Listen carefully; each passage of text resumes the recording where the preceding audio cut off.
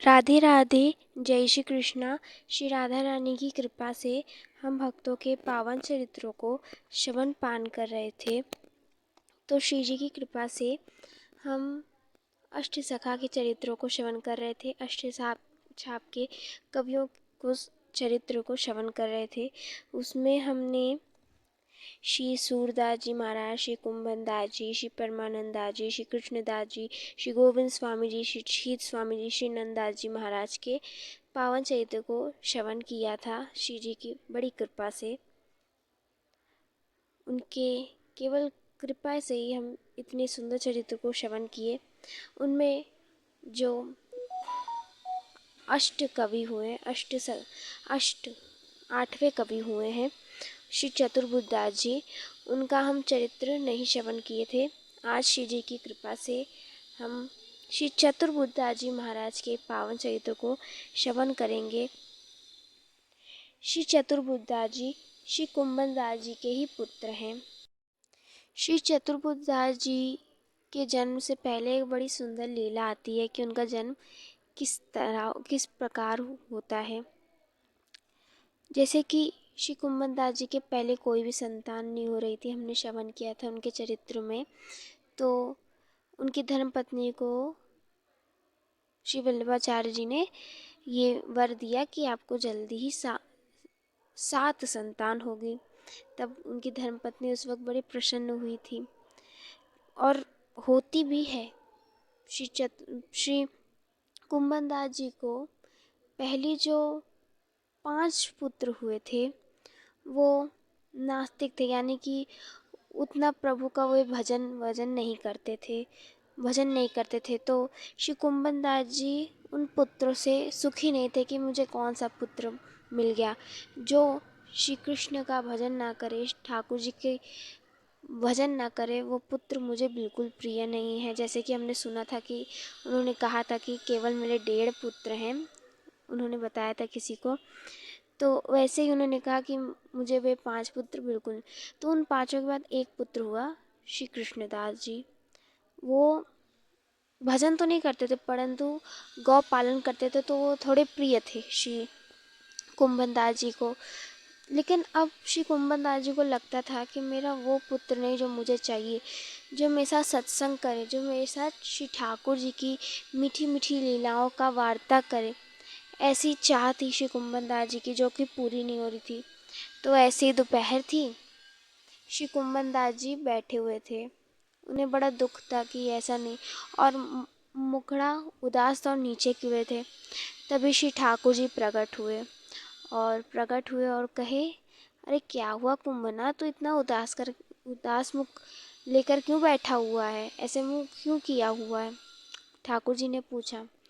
तब कुंभन दास जी कहा, कुछ नहीं ठाकुर जी, कुछ नहीं। अब क्या ही बताएं, आपको तो पता ही है कि मुझे जो पुत्र प्राप्त हुए, मुझे पुत्र नहीं चाहिए। ऐसे पुत्र मुझे कोई कामना ही नहीं थी जो आपकी सेवा ना करें, आपका भजन नहीं करें। वैसे पुत्र तो मुझे चाहिए ही नहीं थे।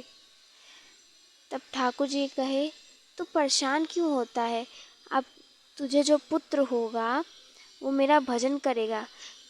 या अभी से 10 महीने बाद तुझे एक पुत्र होगा जो कि मेरी भक्ति करेगा। अब जब कुंभन दास जी ने सुना तो एक बार संकुचाए कि बताओ, मैंने ठाकुर जी से ऐसा कहा। फिर खुश भी हुए कि अच्छी बात है कि ऐसा पुत्र होगा जो भक्ति करेगी श्री ठाकुर जी का। तो कुछ ही दिन बाद उनकी जो धर्मपत्नी थी, उन्हें पता लगता है कि उन्हें पुत्र होने वाला है। तो इस पे श्री कुंभन दास जी बड़े प्रसन्न हुए, क्योंकि उन्हें ठाकुर जी की वाणी याद थी। तो ऐसे ही जब उनका पुत्र होने वाला ही था, श्री चतुर्बुद्धदास जी होने ही वाले थे, तो उसके कुछ दिन पहले एक लीला होती है श्री ठाकुर जी और श्री कुंभन दास जी में। बड़ी सुंदर लीला होती है। श्री कुंभन दास जी ऐसे ही बैठकर श्री ठाकुर जी का भजन कर रहे थे। अब भजन ही कर रहे थे तो वहीं पे श्री ठाकुर जी आए और पकड़ लिया श्री कुंभन दास जी का हाथ और कहा, चल मेरे साथ, चल चल चल मेरे साथ। ऐसे ठाकुर जी ने हास्य में सखत्व में कहा। तब कुंभन दास जी कह रहे, कहाँ लेके जा रहे हो लाला, कहाँ लेके जा रहे हो?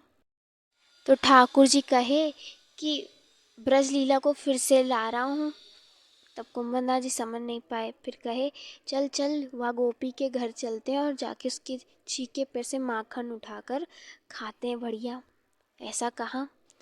तब कुंभन दास जी को ले गए, बढ़िया कहा, देख कुंभना ऊपर देख, वहाँ उसके छीके पे देखो कैसे मटकी जो है लटकी हुई है, मटकी जो है वो लटकी हुई है, देख देख। तो कहे, हाँ लटकी तो है। तो ठाकुर जी कहे, चल तू घोड़ा बन, मैं तेरे ऊपर चढ़ के मटकी से माखन खाऊंगा। कुंभन दास कहे, मैं तो बड़ा बूढ़ा हो गया हूँ, आप मेरे ऊपर कैसे चढ़ेंगे? ठाकुर जी कहे, अरे चल बैठ ना, बोले घोड़ा बन पहले। तब श्री कुंभन दास जी को ठाकुर जी की बात माननी पड़ी और घोड़ा बने। फिर घोड़ा बने, फिर श्री ठाकुर जी आए, बढ़िया उनके कंधे पे बैठे दोनों, एक एक कंधे पे एक पैर, दूसरे कंधे पे दूसरा पैर रखे बैठे हुए थे दोनों कंधा पर। फिर ऊपर छीके से जो मटकी थी उसको देखी, हाथ पहुंचा नहीं तो क्या किया, ऊपर ही श्री ठाकुर जी उनके दोनों कंधा पे अब खड़े हो गए। पहले बैठे थे, फिर दोनों एक कंधे पे एक पैर रख लिया, दूसरे कंधे पे अपने सुंदर चरणों को रख लिया और फिर माखन पर उनका हाथ गया। जो माखन उतारा, देखा कि बड़े सुंदर माखन है, पूरा ऊपर तक भरा हुआ है गदगद। तो लिया माखन और ठाकुर जी बढ़िया पाने लग गए। लो एक पाए फिर दो पाए से पा रहे थे और अपने हाथों से कुंभन दास जी को भी। तो ऐसे ही बड़े चाव में श्री ठाकुर जी माखन को पा रहे थे। अब इसी में पा रहे थे, एक संकट आ गया। क्या हुआ, श्री ठाकुर जी के पीताम्बरी जो थी वो कमर से ढीली होने लग गई। अब ठाकुर जी क्या सोचने लग गए, अगर ये पीताम्बरी गिर गई तो मैं तो दिगंबर हो जाऊंगा और फिर क्या होगा, सब मेरे को हंस लेंगे और अगर मैं पकड़ लूँगा अपनी पीताम्बरी को तो माखन नहीं खा पाऊँगा। ठाकुर जी बड़े फंस गए। वो सोचे अब क्या किया जाए, अब लीला तो अपनी दिखानी थी। श्री ठाकुर जी ने अपनी लीला दिखाई, दो हाथों से वे माखन पा रहे हैं और दूसरे जो दो हाथ हैं उन्हें प्रकट किए और उन दोनों से अपनी जो पीताम्बरी थी उसे दोनों तरफ से पकड़ ली। और जब श्री कुंभन दास जी ने उनके इस रूप का दर्शन किया, जहाँ पर श्री ठाकुर जी चतुर्भुज रूप में आए हैं, तो देख के बड़े खुश हुए। आज तो श्री ठाकुर जी का चतुर्भुज रूप देखने को मिल रहा है, जहाँ पे श्री ठाकुर जी दो हाथों से माखन पा रहे हो और जो दो हाथ हैं उनसे अपने पीताम्बरी को पकड़े हैं। इतने में दर्शन कर रहे थे, बड़ा खुश हो रहे थे दर्शन करते करते। अब ठाकुर जी को और लीला करनी थी। जिस गोपी का घर था वह गोपी आ गई और जो गोपी आई अब तो डरे। तो क्या किए श्री ठाकुर जी, गोपी देख नहीं, श्री ठाकुर जी ले मारे उसके माखन उसके मुंह पर और भगे वहाँ से। अब कुंभन दास बूढ़े वे कहे, अरे लाला तू तो भाग गया, मैं क्या करूं, मैं कैसे भागूंगा? फिर श्री ठाकुर जी ने उनको भी बुला लिया, खींच के ले आए, बच गए श्री कुंभन दास जी। लेकिन आज की जो लीला श्री कुंभन दास जी ने देखी, वो बड़े प्रसन्न हुए कि बताओ, आज तो श्री ठाकुर जी ने बड़ी सुंदर लीला की। और उनके मन में वही चल रहा था कि कैसे श्री ठाकुर जी चतुर्भुज रूप में अपने दो हाथों से माखन पा रहे हैं और जो दो हाथ है उनसे पीताम्बरी को पकड़े हुए हैं और एक जो दूसरी की कैसे गोपी के मुख पर माखन फेंक दिया। ये दोनों देख बड़े खुश हो रहे थे। ऐसे ही कुछ दिन बीतता है और श्री कुंभन दास जी को बधाई प्राप्त होती है कि उनको लाला हुआ है, उनको पुत्र प्राप्त हुआ है। जो पुत्र देखा बड़े खुश हुए कि अरे मुझे पुत्र प्राप्ति हुई है। इस बार खुशी इसलिए दुगनी थी क्योंकि श्री ठाकुर जी ने जैसे कहा था कि 10 महीने बाद आपको जो पुत्र होगा वो भक्तिवान होगा, जो मेरी आराधना करेगा। इसलिए उनकी जो प्रसन्नता थी वो और बड़ी हुई थी। और पुत्र को देख रहे हैं, बड़ा सुंदर पुत्र है। मन ही में लग रहा है कि इसका नाम मैं चतुर्भुज दास रखूँगा, क्योंकि मुझे चतुर्भुज रूप के दर्शन हुए, इसलिए मैं इसका नाम चतुर्भुज दास रखूँगा। ऐसे उनके मन में आया। तो इस प्रकार श्री चतुर्भुज दास जी का जन्म होता है। ब्रज ब्रज में ही होता है, क्योंकि वे ब्रजवासी थे। उनके पिता श्री कुंभन दास जी तो वे भी ब्रजवासी हुए। श्री चतुर्भुज दास जी ब्रजवासी से, तो ऐसे उनका जन्म हुआ और श्री कुंभन दास जी बड़े प्रसन्न हुए। उनके मन में यही था कि इनका नाम चतुर्भुज दास रखूँगा, परंतु ये भी था कि जब तक श्री गोसाई जी से ना पूछ लूँ, वे जो नाम रखेंगे वही रखूँगा। तो ऐसे जैसे ही लाला श्री चतुर्भुज दास जी 11 दिन के हुए, तो श्री कुंभन दास जी उन्हें श्री गोसाई विट्ठल नाथ जी के पास लेकर जाते हैं और उनको 11 ही दिन में, जब वे 11 दिन के थे, श्री चतुर्भुज दास जी उसी वक्त उन्होंने नाम दीक्षा करवा दी। और जब देखा कि नाम हमसे रखवाएंगे, तो उन्होंने रख दिया चतुर्भुज दास जी, क्योंकि गुरुदेव तो सर्वज्ञात है, उन्हें सब पता है। तो उन्होंने श्री चतुर्भुज दास जी का नामकरण कर दिया। ऐसे लीला हुई। जब 41 दिन के हुए, बताया जाता है, ग्रंथ में लिखा है, जब चतुर्भुज दास जी 41 दिन के हुए, तो कुंभन दास जी ने उन्हें श्री गोसाई जी के चरणों में निवेदन किया। तब से गोसाई जी ने चतुर्भुज दास जी को श्रीनाथ जी को समर्पण कर दिया था।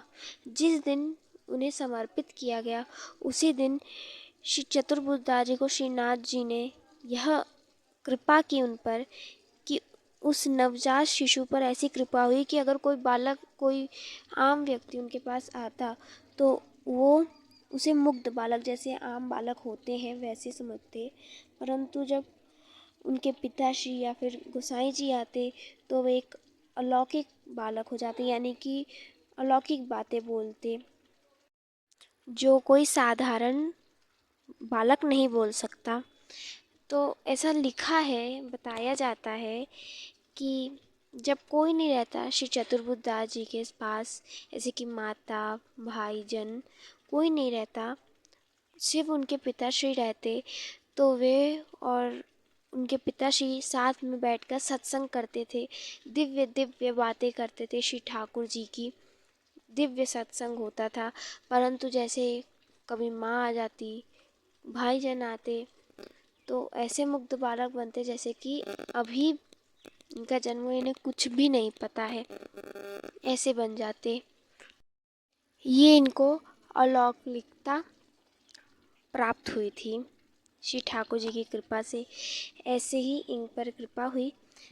तो जब जब ये लीला देखते थे कोई, तो तत्क्षण पद का रचना करते थे। जैसे कि सभी अष्टसाप के कवि हुए हैं, कि अष्टसाप के जो भी कवि हुए, सब में ये कवित्व शक्ति थी। वो पद गायन भी बड़ा सुंदर करते। ऐसे श्री चतुर्भुज दास जी की भी थी। एक बार क्या हुआ, श्री चतुर्भुज दास जी ध्यान मग्न होकर एकदम बैठे हुए थे, एकदम सीधी पीठ करके बैठे हुए थे।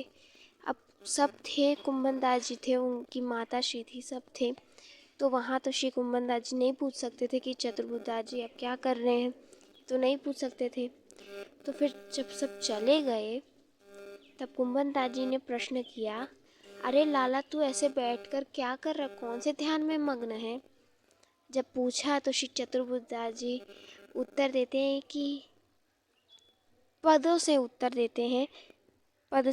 देते हैं कि गोपाल को मुखारविंद हिय में विचारो, कोटि भानु कोटि चंद्र।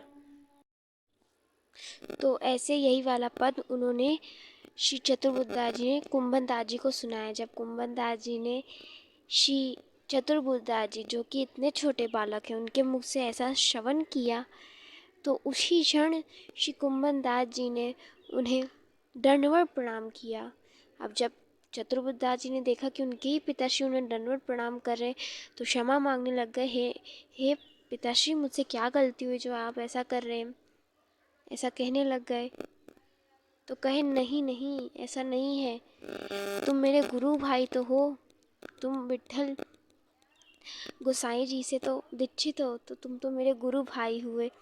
ऐसे उन्होंने कहा अपने पुत्र से। ऐसा उनका मैत्री भाव था। क्यों? क्योंकि जो श्री चतुर्भुज दास जी थे वे भक्त थे और श्री कुंभन दास जी को ऐसा ही पुत्र चाहिए था जो भक्ति में लीन हो। तो इस प्रकार हमने आज उनके पावन चरित्र में इतने प्रसंगों को श्रवण किया श्री जी की कृपा से। कल हम और भी सुंदर सुंदर जो लीलाएं श्री ठाकुर जी के साथ अब श्री चतुर्भुज दास जी की होंगी वो हम श्रवण करेंगे। आज हम यहीं पे विराम देते हैं। तब तक के लिए आप सभी भक्तों को राधे राधे। जय श्री कृष्णा।